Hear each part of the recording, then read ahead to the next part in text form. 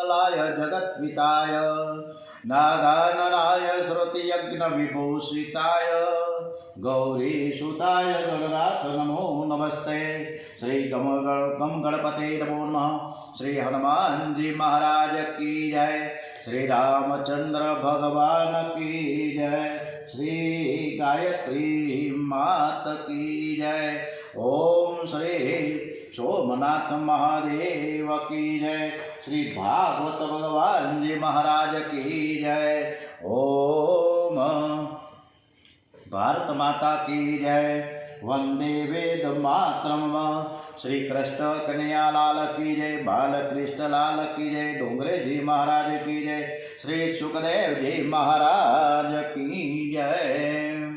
आज सफला एकादशी सोमवारનો દિવસ અને 15મી ડિસેમ્બર। આજની કથા ખૂબ સરસ રીતે આપણે ભગવાનને સંભળાવીએ એવા ભાવ સાથે ડોંગરજી મહારાજના ચરણોમાં વંદન સાથે દૈત્યોની અંદર ચાલી રહેલા ઝઘડાનો લાભ લઈને પરમાત્માએ લીલા કરી। ભગવાન મોહિની નારાયણનું રૂપ લઈને વચ્ચે પ્રગટ થયા। ભગવાન આજે પિતાંબર પહેરીને નહીં પણ સાડી પહેરીને આવ્યા છે। એમનું અતિ રૂપ સુંદર રૂપ જોઈને દૈત્યો અમૃતને પણ ભૂલી ગયા અને મોહિની નારાયણની સામે તાકી તાકીને જોવા લાગ્યા છે। મોહિની હસતા હસતા દૈત્યોને કહે છે કે હું તમારું કલ્યાણ કરવા આવી છું। ભગવાન વિચાર કરે કે આ લોકોને અમૃત ન આપવામાં જ એનું કલ્યાણ છે। જો તેને અમૃત આપીશું તો તેનું અભિમાન વધી જશે અને તેથી પાપ પણ વધશે। મોહિની નારાયણે ઘોડો હાથમાં લીધો અને પછી પૂછ્યું કે આ કુંભમાં શું છે? દૈત્યએ કહ્યું કે આમાં અમૃત ભરેલું છે અને આ અમૃત માટે અમારા મંડળમાં ઝઘડો ચાલી રહ્યો છે। તમે પીરસશો તો પછી કોઈ ઝઘડો નહીં કરે। ત્યારે મોહિની નારાયણે કહ્યું કે હું તમારા બધાને અમૃત વહેંચું, પણ તમારે સારું નરસું કરો કે મને વધારે ઓછું મળ્યું એમ કહેશો તો હું અમૃત વહેંચવા તૈયાર નથી। બધાએ મોહિની નારાયણની વાત મંજૂર રાખી। મોહિની નારાયણે એક બાજુ દેવોની અને બીજી બાજુ દૈત્યોની પંગત કરી છે। બધા તેની જગ્યાએ વ્યવસ્થિત બેસી ગયા। મોહિની સૌ પ્રથમ દૈત્યોના મંડપમાં ગયા અને કહેવા લાગી કે આ ઘોડો તમે મને આપ્યો છે એટલે તમારું કલ્યાણ કરવું એ મારી ફરજ છે। પ્રભુ વિચાર કરે છે કે દૈત્યોને અમૃત મળશે તો તેઓ બહુ તોફાન કરશે, તેથી તેને અમૃત ના મળે તે જ યોગ્ય છે। તેથી મોહિની નારાયણે દૈત્યોને કહેવા લાગ્યા કે ઉપર ઉપર જે હવે પાણી જેવું પાતળું છે ને એવું અમૃત હું આ દૈત્યોને પહેલાં આપી દઉં અને પછી નીચેનો રગડા જેવો સરસ મજાનો ઘાટો ઘાટો માલ છે એ તમને હું પીવડાવું। બિચારા મોહાન થયેલા દૈત્યોએ વાત સ્વીકારી લીધી। એમને ક્યાં ખબર હતી કે અમૃતમાં વળી પાણી જુદું અને માલ જુદો એમ બે ભાગ થોડા હોય। રાક્ષસોનું મન તો મોહિની નારાયણમાં ફસાયેલું છે। પછી મોહિની નારાયણ પહેલાં દેવોને અમૃત પાવા લાગ્યા। કળશ વધારે વાંકો વળતા જોઈ દૈત્યો ગભરાયા। એમને કંઈક ગરબડ થતી હોય એવું લાગે। દૈત્યોમાંથી રાહુ નામના દૈત્યને ચેન પડ્યું નહીં, તેથી તે દેવનું સ્વરૂપ ધારણ કરીને સૂર્ય અને ચંદ્રની વચ્ચે દેવ થઈને બેસી ગયા। પંગતમાં વિષમતા કરવી એ પ્રભુને યોગ્ય લાગ્યું નહીં। જાણે છે કે આ દેવ નથી, દૈત્ય છે, પરંતુ દેવ પંગતમાં બેઠો હતો તેથી રાહુને પણ અમૃત આપ્યું છે। પંગતમાં જે વિષમતા કરે છે તેને સંગ્રહીનો રોગ થાય છે। રાહુ જ્યારે અમૃતનું પાન કરી રહ્યો છે ત્યારે સૂર્ય અને ચંદ્ર આંખથી ઇશારો કરવા લાગ્યા। પ્રભુએ તરત જ સુદર્શન ચક્રથી રાહુનું માથું ઉડાડી દીધું અને એનું માથું અમૃતના સ્પર્શ માત્રથી અમર થઈ ગયું। બ્રહ્માજીએ તેનો એક ગ્રહ કર્યો જે પર્વ સમયે વેરવૃત્તિથી ચંદ્ર તથા સૂર્યની પાછળ દોડે છે। દૈત્યો ભગવાનની વિમુખ હતા એટલે તેઓને અમૃત મળ્યું નહીં। જે સંસારની મોહિનીમાં ફસાય છે તેને ભક્તિરૂપી અમૃત મળતું નથી। મોહિની નારાયણ બધું જ અમૃત દેવોને પીવડાવી દીધું અને ખાલી ઘોડો અસુરોની આગળ પહોંચાડ્યો। આથી દૈત્યો બરાડા પાડીને કહેવા લાગ્યા કે દગો કર્યો। વિષ્ણુ સાડી પહેરીને આવ્યા છે, એમને આવું છોડકપટ કરતાં શરમ નથી આવતી। ત્યારબાદ દેવો અને દૈત્યોનું ભયંકર યુદ્ધ થયું છે, તેમાં દૈત્યોનો પરાજય થયો। દૈત્યો એટલે જે મોહિની પાછળ પાગલ બને છે એનો પરિશ્રમ તપ સંસાર સુખ માટે જ હોય છે। રાવણે અને હિરણ્યકશિપુએ પણ કેવડું મોટું તપ કર્યું, પરંતુ એનું તપ ભોગ માટે હતું, ભગવાનના માટે નહોતું। હવે એકવાર નારદજી કૈલાસ ધામમાં આવ્યા। એમણે ભગવાન શંકરને પૂછ્યું કે તમને મોહિની નારાયણના દર્શન થયા છે કે નથી થયા? એમનું મોહિની નારાયણનું સ્વરૂપ એવું સુંદર હતું કે બધા જ દેવ ઋષિઓ તેને જોઈને પાગલ જેવા થયા હતા। શંકર ભગવાન કે મેં તમારા દરેક જન્મ એટલે કે અવતાર જોયા છે, કે મારે પણ સ્વરૂપ જોવું છે નારદજી કે. તો હાલો વિષ્ણુ ભગવાન પાસે. એટલે વિષ્ણુ ભગવાન પાસે ગયા અને મારે તમારું મોહિની સ્વરૂપ જોવું છે. તમારા ઘણા બધા અવતાર જોયા, પરંતુ આ અવતાર મારે જોવાનું બાકી રહી ગયું, માટે તે જોવા માટે હું આવ્યો છું. પ્રભુએ લીલા કરી તે એક રમણીય બાગ દેખાયો. એમાં અતિ સુંદર સ્ત્રી હાથમાં દડો લઈને રમે છે. શિવજી તેને નિહાળે છે. મોહિનીના દર્શન કરતા શંકર ભગવાન એવા તન્મય બન્યા કે સાથે પાર્વતી આવ્યા છે એ પણ ભૂલી ગયા. શિવજીએ બધું જ ભૂલી અને દોડતા દોડતા મોહિની નારાયણને આલિંગન આપ્યું. અને ત્યાં તો ચતુર્ભુજ નારાયણ પ્રગટ થયા અને હરિને હરનું મિલન થયું છે. ઓમ શ્રી સોમનાથ મહાદેવ કી જય. શ્રી લક્ષ્મી નારાયણ ભગવાન કી જય. દક્ષિણ ભારતમાં હરિહર ક્ષેત્ર છે. હુબલીથી હરિહર જવાય છે. ત્યાં ઠાકોરજીનું અડધું શરીર નારાયણનું અને અડધું શરીર શિવજીનું છે. એટલે કે અડધું શ્રી અંગ ગૌર અને અડધું શ્રી અંગ શ્યામ છે. બે હાથમાં શંખ અને ચક્ર છે, તો બીજા બે હાથમાં ત્રિશૂળ અને માળા છે. એક બાજુ પિતાંબર છે તો બીજી બાજુ વાઘાંબર છે. એક બાજુ સુવર્ણ મુગટ છે તો બીજી બાજુ જટા મુગટ છે. આવું સરસ મજાનું અદ્ભુત વર્ણન કર્યું છે. ભગવાને શિવજી મહારાજના ખૂબ ખૂબ વખાણ કર્યા છે. હવે 7મા મન્વંતરમાં કશ્યપ ઋષિએ આદિત્યને ઘેર વામનજીએ અવતાર લીધો છે. ત્યારે પરીક્ષિત રાજાએ પ્રશ્ન કર્યો કે મને આ 7મ મન્વંતરની વામન ભગવાનની કથા સાંભળવી છે. લક્ષ્મીજીના પતિ જે નારાયણ તે ભિક્ષા માંગવા માટે કેમ ગયા એવું મેં સાંભળ્યું છે, તો એનું કારણ શું? વામનજીનું પ્રાગટ્ય કેવી રીતે થયું એ મારે સમજવું છે, સાંભળવું છે. તો તમને જણાવું. સુખદેવજી મહારાજ વર્ણન કરે છે. હે રાજન, દેવ અને દૈત્યનું યુદ્ધ થયા પછી દૈત્ય શુક્રાચાર્યજીને શરણે આવ્યા છે. એમણે શુક્રાચાર્યને ખૂબ સેવા કરી, તેથી તેમનું બળ વધવા લાગ્યું. શુક્રાચાર્યજી દૈત્યોના રાજા બલિના હાથે વિશ્વજીત નામનો યજ્ઞ કરાવ્યો છે. એ યજ્ઞની પૂર્ણાહુતિના સમયે અગ્નિકુંડમાંથી સોનાનો રથ બહાર આવે છે. શુક્રાચાર્યજીએ બલિરાજાને તે રથમાં બેસાડી પોતાનું બ્રહ્મ તેજ આપ્યું. શુક્ર એટલે વ્યક્તિ શક્તિ તત્વ, અને તેના આધારે જ આ શરીર બને છે. શુક્રાચાર્ય આપેલ બ્રહ્મ તેજના કારણે બલિરાજા સ્વર્ગમાં યુદ્ધ કરવા ગયા અને તેમની જીત થઈ. દેવોની હાર થઈ. સ્વર્ગનું રાજ્ય બલિરાજાએ હાંસલ કર્યું છે. શુક્રાચાર્યજીનું બળ જેને મળે છે તેની જીત જ થાય.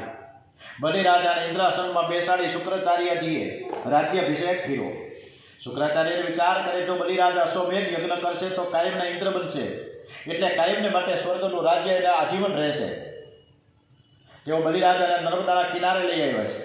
નર્મદાના કિનારે બૃહસ્પતિ તીર્થમાં બલિરાજા અશ્વમેઘ યજ્ઞ કરવા આવ્યા છે. આ બાજુ સ્વર્ગનું રાજ્ય દેવોના હાથમાં જતા દેવો ગભરાયા. એઓ પોતાના ગુરુ બૃહસ્પતિ પાસે આવ્યા છે. ત્યારે બૃહસ્પતિ કહે કે જ્યારે બલિ ભૃગુવંશી બ્રાહ્મણોનું અપમાન કરશે ત્યારે તેનો નાશ થશે. દેવોને દુઃખી થયેલા જોઈ માતા અદિતિને ખૂબ દુઃખ થયું. એઓ ખૂબ જ સંતાપ કરવા લાગ્યા છે. એણે કશ્યપ ઋષિની સેવા કરી પ્રસન્ન થયેલા કશ્યપ ઋષિએ કહ્યું કે દેવી તમે વરદાન માંગો. અદિતિએ કહ્યું કે મારા શત્રુઓનો નાશ થાય અને મારા બાળકોનો સ્વર્ગનું રાજ્ય મળે એવું વરદાન આપો. કશ્યપ ઋષિ અદિતિને સમજાવે છે કે તમારા શત્રુ હવે બહુ બળવાન થયા છે. દૈત્યો સર્વ પ્રકારનું પાપ છોડીને પવિત્ર જીવન કાઢે છે. તેઓ બ્રહ્મચર્ય પાળે છે. ધર્મનું બખ્તર પહેરે છે. તેમને માથે શક્તિનું અને નીતિનું છત્ર છે. એમને તો ઘોર યુદ્ધમાં પણ પરમાત્મા મારી શકે તેમ નથી. જીવ જ્યારે પાપ કરે છે ને ત્યારે જીવને ભગવાન નહીં પણ પોતાનું પાપ જ મારતું હોય છે. માટે ભગવાનની શક્તિથી નહીં પણ યુક્તિથી દેવોને સુખી કરવાને માટે આપણે શત્રુનું મરણ પણ નહીં થાય અને તમારા બાળકોને સ્વર્ગનું રાજ્ય પણ મળી જાય એવો કાંઈક વિચાર કરીએ. આ માટે કશ્યપ ઋષિએ અદિતિને પયોવ્રત કરવાનું કહે છે. પયોવ્રત કેવી રીતે ધારણ કરવું એનું બહુ સરસ મજાનું વર્ણન છે. બરાબર સાંભળજો. પયોવ્રત, આ માટે કશ્યપ ઋષિએ અદિતિને પયોવ્રત કરવાનું કહે છે. આ વ્રત 12 દિવસનું તે થાય છે અને તેથી ભગવાન નારાયણ તમારા ઘેર પુત્ર રૂપે પ્રગટ થશે. પયોવ્રત ફાગણ મહિનામાં શુક્લ એકમથી ચાલુ થાય, પ્રતિપદાથી, અને એકમથી દ્વાદશી સુધી 12 દિવસ સુધી કરવાનું હોય છે. બરાબર સાંભળજો, આપણે બધા પરીક્ષિતો કે પયોવ્રત ફાગણ મહિનામાં શુક્લ પક્ષની પ્રતિપદા એટલે કે એકમથી લઈને દ્વાદશી સુધી કરવાનું હોય છે. જે નિસંતાન દંપતી હોય એને આ પયોવ્રત ધારણ કરે તો એને સંતાન પ્રાપ્ત થાય. આ વ્રત ફક્ત દૂધ ઉપર એને વિધિપૂર્વક કરવામાં આવે તો જરૂર પરમાત્મા તમારા ઘેર પુત્ર રૂપે પ્રગટ થશે. આ વ્રતના 16 મંત્રો આપ્યા છે. લક્ષ્મી નારાયણની સ્થાપના કરો, 1600 પ્રચારથી પૂજા કરો. પૂજા થયા પછી યજ્ઞ કરો, અગ્નિ પ્રગટ કરીને ઓમ નમો નારાયણ સ્વાહા, ઓમ નમો નારાયણ સ્વાહા, ઓમ નમો નારાયણ સ્વાહા મંત્રથી અગ્નિમાં પાયસની આહુતિ આપો. દિવસમાં 3 વખત સ્નાન કરો. ત્રિકાળ લક્ષ્મી નારાયણની પૂજા કરો. આ વ્રતના સમયે કોઈ જીવની હિંસા ન કરવી, કોઈની નિંદા ન કરવી, રજસ્વલા સ્ત્રી સાથે બોલવું નહીં, રોજ 2 બ્રાહ્મણોને જમાડવા, ફક્ત દૂધ પીવો, ફળ ખાવા નહીં. લક્ષ્મી નારાયણનું સ્મરણ કરતા કરતા રાત્રે પવિત્ર આસન ઉપર સૂઈ જવું.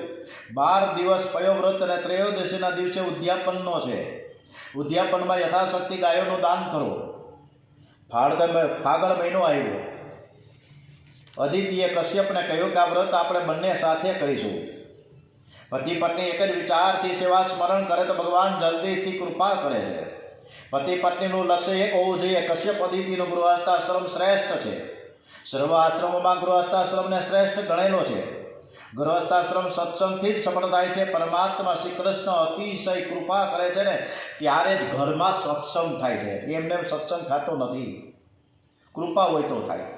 અત્યાર સુધી આપણે કેટલાયને આમંત્રિત કર્યા છે કે ભાઈ સવારના જોઈન થાવ, પણ ન થઈ શકે. કારણ કે હોકે સવારે વહેલું ઉઠવાનું, આ બધી ક્યાં મગજમારી કરવી, સવા 8 વાગે બેસી જવું, બીજા ઘરના કામકાજ ન હોય એટલે સવારે એમને પાસે ટાઈમ નથી.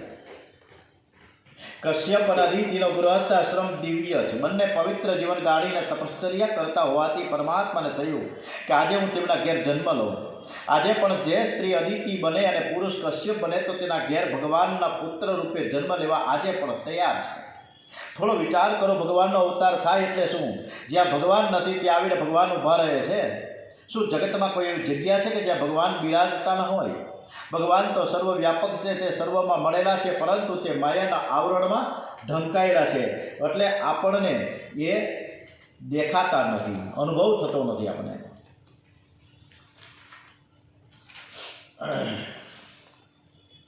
કશ્યપ ઋષિના કહેવાથી અદિતિ ઉત્તમ પયોવ્રત શરૂ કર્યું છે. આ વ્રત શા માટે કરવાનું? વ્રતનું લક્ષ્ય એક જ છે કે જગત ભૂલાય અને પરમાત્માના દર્શનમાં સ્મરણમાં તન્મયતા થાય. કેટલાકને મન વ્રત કરવું એટલે દાળ ભાત ખાવા નહીં, પણ સાબુદાણા બટેટાની ખીચડી ખાવી. સાબુદાણા ખાવાથી વ્રત પરિપૂર્ણ થતું નથી. વ્રતનું લક્ષ્ય છે વિષયાકાર વૃત્તિનો વિનાશ. મન શ્રીકૃષ્ણકાર બને તે વ્રત કરવાનું છે. ઉપ એટલે સમીપ અને વાસ એટલે રહેવું. મનથી પરમાત્માની સમીપ, પરમાત્માના ચરણમાં, પ્રભુના નામમાં રહેવું, એને જ ઉપવાસ કહે છે. ફક્ત ફળાહારથી ઉપવાસ થતો નથી. ફળાહારની સાથે પરમાત્માનું ધ્યાન સ્મરણ કરવાથી ઉપવાસ થાય છે. ઉપવાસ જગતને ભૂલવા માટે છે, પરમાત્માના દર્શનમાં, સ્મરણમાં તન્મયતા થવા માટે છે. અદિતિ અને કશ્યપ વારંવાર નારાયણનું ચિંતન કરવા લાગ્યા છે. તેમની વૃત્તિ નારાયણકાર બની ગઈ. ત્યારે નારાયણ પધાર્યા છે. અદિતિના પેટમાં ગર્ભ રહ્યો છે. અદિતિના મુખનું તેજ જોઈ કશ્યપ ઋષિને ખાતરી થઈ ગઈ. ભગવાન નારાયણ પધાર્યા છે. 9 માસ પરિપૂર્ણ થયા છે. માતાજીના ઉદરમાં બિરાજેલા પરમાત્માની દેવો અને ગંધર્વો પણ સ્તુતિ કરે છે.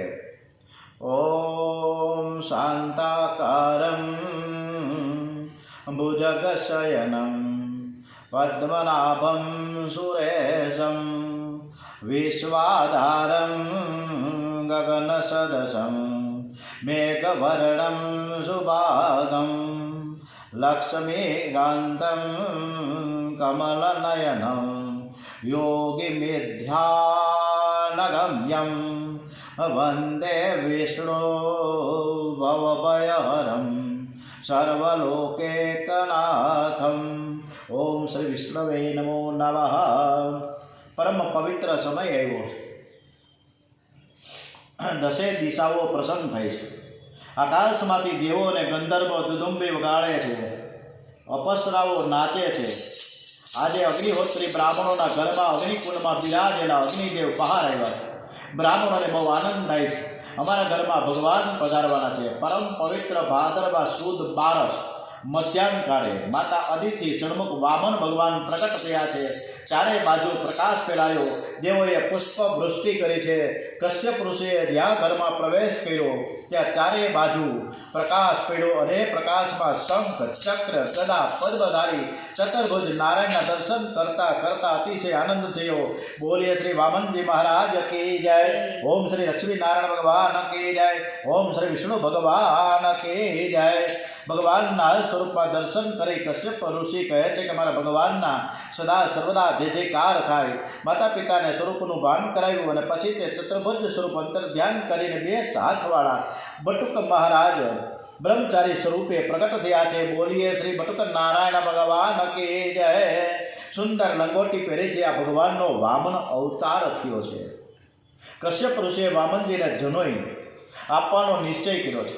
સાક્ષાત સૂર્યનારાયણે પધારીને વામનજીને એકાંતમાં ગાયત્રી મંત્રની દીક્ષા આપી. દીક્ષા આપી એટલે દેવ થવાય. દીક્ષામાં ઘણી શક્તિ છે. ગાયત્રી મંત્રનો ઉપદેશ કર્યો. મંત્રની કદી જાહેરાત કરવી નહીં. મંત્રને ગુપ્ત રાખવો. મંત્રની બહુ જાહેરાત થાય તો શક્તિનો વિનાશ થાય છે. મંત્ર છે એકાંતમાં પવિત્ર અવસ્થામાં જપવાનો હોય છે. વામનજી હવે બ્રહ્મચારી થયા. વામનજી મહારાજને જનોઈ આપવા માટે બ્રહ્માજીએ કમંડળ આપ્યું. ધરતીએ મૃગ ચર્મનું આસન આપ્યું. અદિતિ માતાએ લંગોટી આપી. સરસ્વતીએ જપ કરવા માળા આપી અને કુબેરે ભિક્ષા પાત્ર અને સાક્ષાત માતા પાર્વતીજીને ભિક્ષા આપે છે. આવું અદ્ભુત દર્શન થઈ રહ્યું છે વામનજીનું. બૃહસ્પતિ વામનજીનો ઉપદેશ આપે છે કે બેટા ત્રિકાળ સંધ્યા કરજે. આજથી તું બ્રહ્મચારી થયો છે. આજથી તારે માધુકરી માંગવાની છે. આ પ્રવાણીના પિતાશ્રીએ ખૂબ સરસ મજાની શિખામણ આપી અને વામનજી મહારાજ ગુરુ બૃહસ્પતિને ત્યાં ભણવા ગયા. ગુરુ બૃહસ્પતિએ કીધું કે આપણે રોજ ઉઠીને માધુકરી માંગવા જશું અને માધુકરીથી આપણે બધાનું ભોજન થશે. એટલે ગુરુજીની બૃહસ્પતિના ઉપદેશ સાંભળ્યા પછી વામનજી ભિક્ષા લેવા નીકળ્યા છે. એમને સૌ પ્રથમ જગદંબા પાર્વતીમાએ ભિક્ષા આપી. ઓમ ભગવતી ભિક્ષાન દેહી. વામનજી તે ભિક્ષા લાવીને ગુરુજીને આપે છે. ત્યારે ગુરુજી કહે કે બેટા મારો પરિવાર તો બહુ મોટો અને તું ભિક્ષા લે એવો થોડો. વામનજી કહે ગુરુજી મને કોઈ મોટો યજમાન બતાવો તો હું વધારે ભિક્ષા લાવીશ. ગુરુજી કહે અરે મોટો યજમાન તો બલિ મહારાજ છે જે નર્મદાના કિનારે છે. તો તું ત્યાં જા. બલિરાજા નર્મદાના કિનારે અશ્વમેઘ યજ્ઞ કર્યા છે. તે તને ભિક્ષા આપશે. વામનજી મહારાજ નર્મદાના કિનારે જવા માટે ત્યાંથી પ્રયાણ કરે છે. પગમાં પાવડી છે. એક હાથમાં કમંડળ તો બીજા હાથમાં છત્ર અને દંડ છે. એમણે ફક્ત લંગોટી પહેરી છે. કમર ઉપર મૂંજની મેખલા અને ગળામાં યજ્ઞોપવીત. બગલમાં મૃગ ચર્મ અને શિર ઉપર જટા ધારણ કરેલી છે. મુખ ઉપર બ્રહ્મ તેજ ઝળકી રહ્યું છે. તેજસ્વી સ્વરૂપવાળા વામનજીને રસ્તામાં સર્વ નમસ્કાર કરે છે. બિલકુલ પરિચય નહીં હોય ને માથું આપોઆપ નમી જાય તો માનવું કે ઈશ્વરનો અંશ છે. વામનજીએ યજ્ઞ મંડપમાં પ્રવેશ કર્યો અને જ્યાં વામનજી પધાર્યા કે બધા જ ઋષિઓ ઉઠીને ઊભા થયા.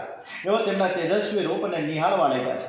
શુક્રાચાર્યજીને બીજા મહાન તપસ્વી ઋષિઓ પણ ઊભા થઈ તેમને માન આપે છે તો વિચાર કરે છે આ તો કોઈ મહાન બ્રાહ્મણ હોય એવું લાગે છે. આ નાનો બટુકો મહારાજ છે એ બહુ તેજ છે એવું લાગે છે. वो महान ब्राह्मण है. आ वामनजी ब्राह्मण ऋषि मुनिओ ऊभा थईने स्वागत कर्युं. श्री वामनजी महाराज के जय जयकार थयो. बलि राजाना काने ते अवाज गयो अने दौड़ता दौड़ता आव्या. वामनजीना दर्शन करता आनंद थयो. 7 वर्षनी बाल मूर्ति है. श्रीअंग मेघना जेवो श्याम है. मुखो पर ब्रह्म तेज देखाय छे. बलि राजा विचार करे कि मैं मारा जीवन में घणा ज ब्राह्मणों सेवा करी छे परंतु आवा तेजस्वी ब्राह्मण हजू सुधी मैं जोया नहीं. आ कोई साधारण संत नहीं.